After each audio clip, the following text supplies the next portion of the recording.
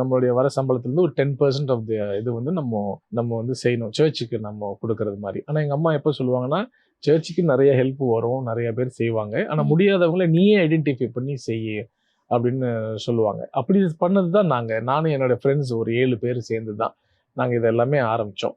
அப்படி பண்ணும்பொழுது தான் நம்ம சேது அண்ணனுடைய சப்போர்ட்டு, ம். தனுஷ் சாருடைய சப்போர்ட், அருண் விஜய் அண்ணா சப்போர்ட்டு எல்லாமே அவரோட சப்போர்ட் இருந்துச்சு.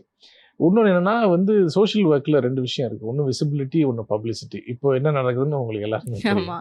விசிபிலிட்டிக்காக நம்ம பண்ணலாம். ஏன்னா வந்து கட்டாயமா அதனால உங்களுக்கு இன்னும் நிறைய சப்போர்ட் கிடைக்கும். ஸோ அந்த சப்போர்ட் மூலமா நம்ம இன்னும் கூட நம்ம எக்ஸ்பேண்ட் பண்ணிட்டே போலான்றது.